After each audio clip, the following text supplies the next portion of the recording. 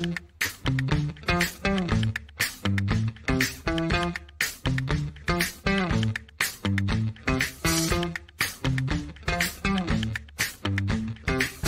everyone, and welcome to the 11th day of 25 Days of Christmas here on Off the Wall. I got Jason again. Jason, how you doing? I'm doing very, very well. 11 days in, 14 to go. Let's do this. Let's do it. Let's do it. Today we're going to be discussing the movie Genie, which I believe is on Peacock. I watched it on this great thing called Plex that you've added me to, and it's really, really helpful for watching movies and TV. But what are your non-spoiler thoughts of this movie? So I walked into this movie with really high expectations. They weren't exactly met because of some stuff that we'll get into, but I mean, overall, it was entertaining, but I've just felt like I wanted more. I kept wanting more. I just wanted more. For me, I went into this movie with no expectations other than it's a Christmas movie and it's got Melissa McCarthy. And what Melissa McCarthy are we going to get? Are we going to get the really good actress? Or are we going to get the one that usually is in the films that her husband directs and she's god awful? So it could have been either way going in. So I came in with no expectations. And I haven't talked about this movie yet. It'll be in a further day here on 25 Days of Christmas that I watched right after this that is so god-awful that it made me enjoy this movie more because I've watched it in the same day. So I have an appreciation for this movie based on another movie that I watched.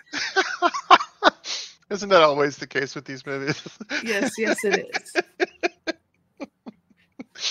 Oh, man. So let's get into spoilers here. And because I don't actually have notes, I'm going to just hand it on to you, Jason. What are your spoiler thoughts of this movie? So the thing with this movie is the writer of this movie is the same guy that did Love Actually and some other really great holiday movies. And also the cast is fabulous. It's also an American remake of a British movie of the same type. And walking into it, we're like, oh, this is going to be really, really good.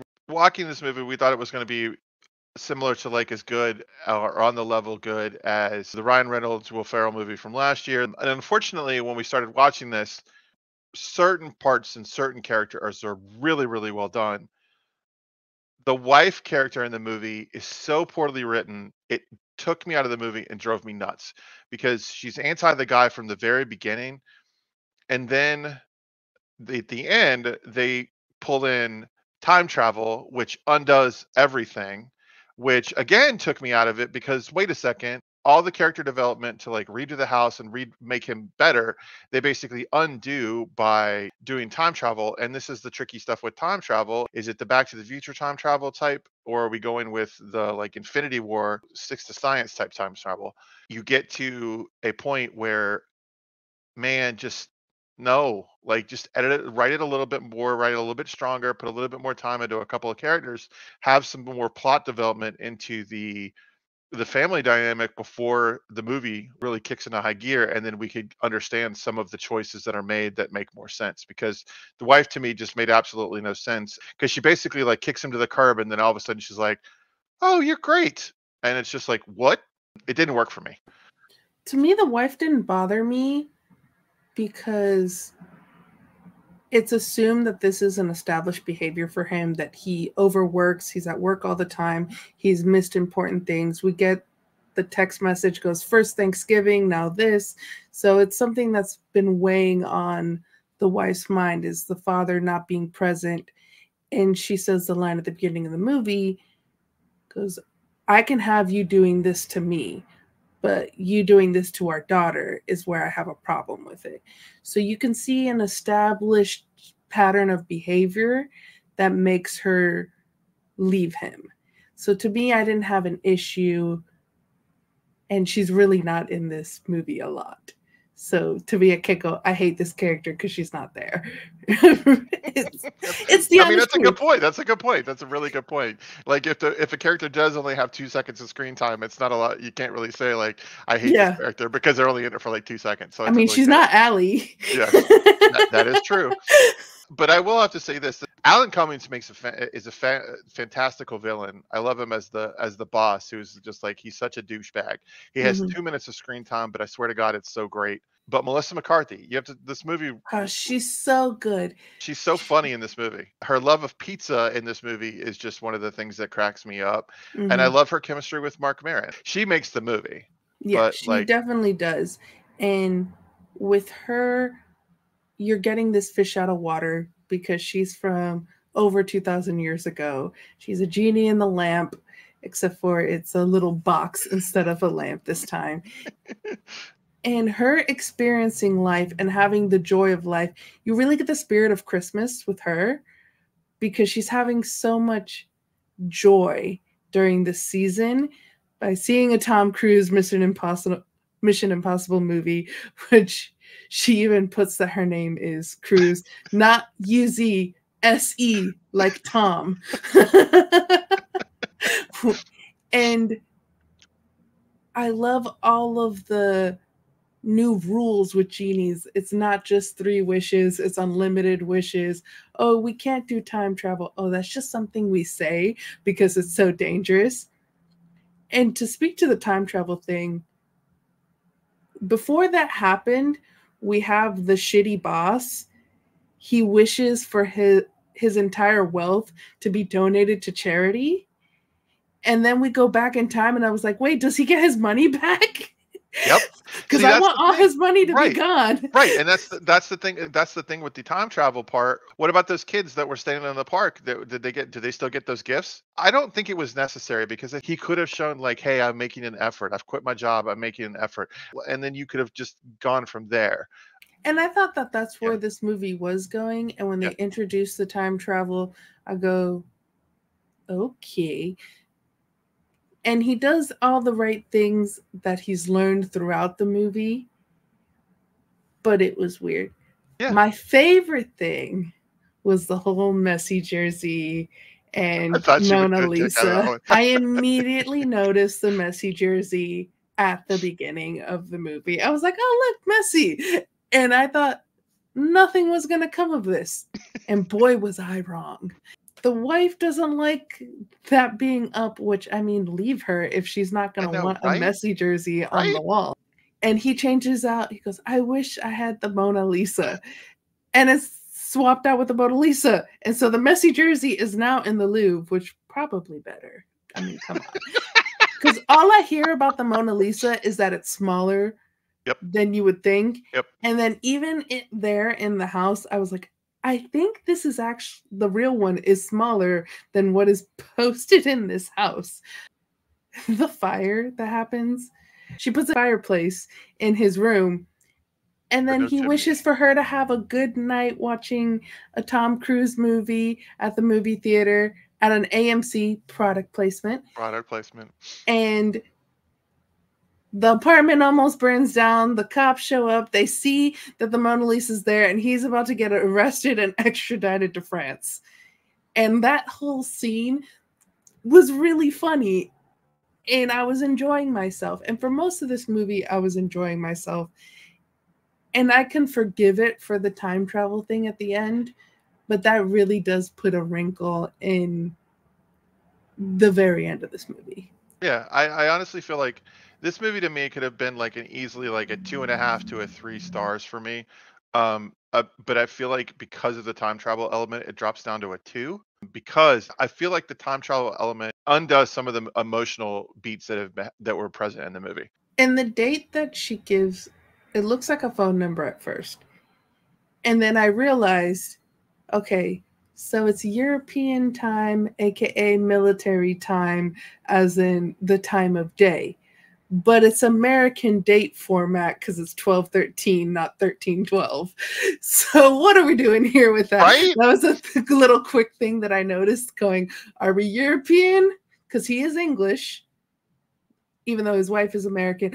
And another thing, you could tell that like the family's Jamaican because mom and dad have a Jamaican accent. Him and his siblings have an English accent.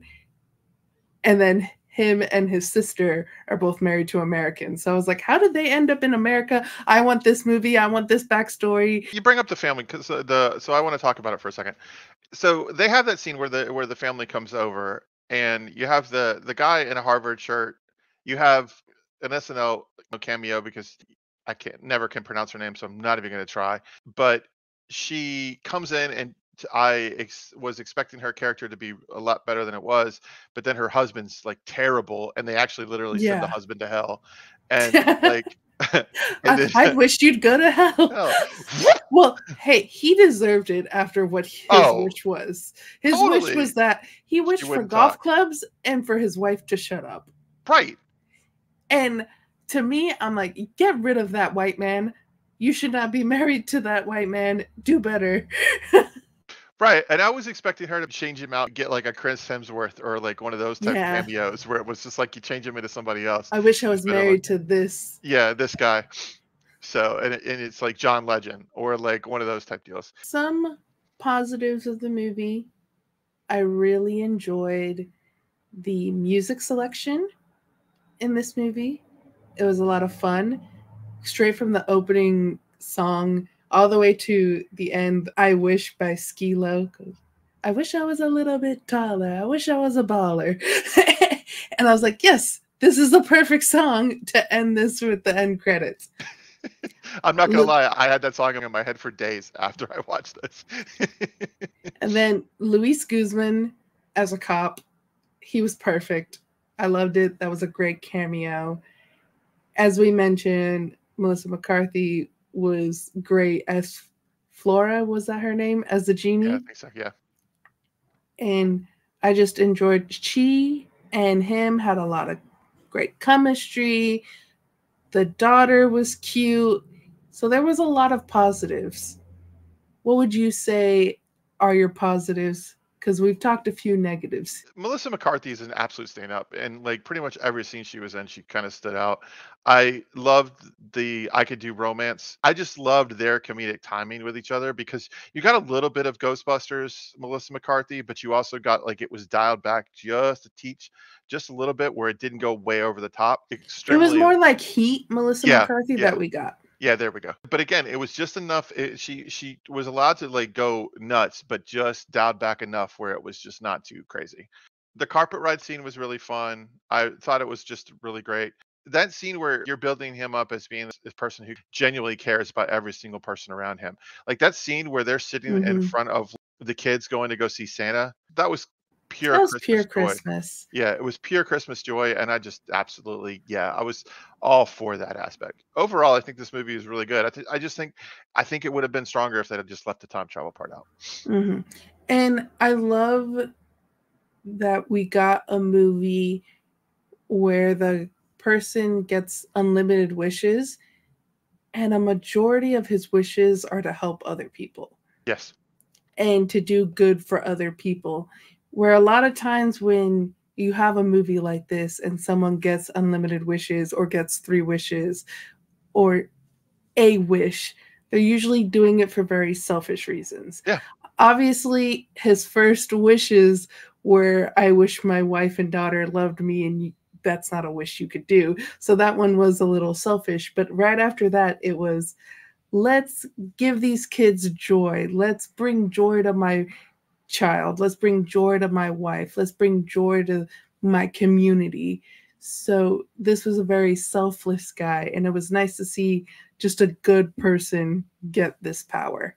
Right, because normally you could have had this where he's like an Ebenezer Scrooge type, and it's one of those where she changes him for the better, but like you Yeah. didn't need that aspect, and I'm glad they left that part out where he's just Mm-hmm. a good guy and like being taken advantage of by his boss because you knew that like when from the second that he's walking down the stairs and he's like wanting to run out to see his Yeah. family on that thing, and Alan Cummings takes advantage of him, it's like, damn. Yeah. And Alan Cummings for sure knew he was going to fire him. Like, oh, yeah, for sure. Like, it was like, I'm going to leave you out to dry just one last time. Right. Any final thoughts for this movie? Yeah, I think it's a good sit by the fire on a holiday day and watch, for some good carefree, like with your families and stuff, I would still recommend for people to watch it. It's definitely not the worst movie that we've seen. As we did earlier when we did Best Christmas Ever, to me, that's still the worst one that I've seen so far of the ones that we've done. This is definitely not the worst movie I saw, but that I'm reviewing with someone else, so you have been spared. Ultimately, I enjoyed this movie. It was sweet. I'd probably watch it again. And that shows a good Christmas movie. If you're Exactly. willing to watch it again, then that's good. Because a lot of Christmas movies are not good, or they're all right, but you give it a little leniency because it's the season. Exactly. And this is one of those. Exactly. I'm Sol. That's Jason. This was the 11th day of 25 Days of Christmas. Make sure to tune in tomorrow. See ya.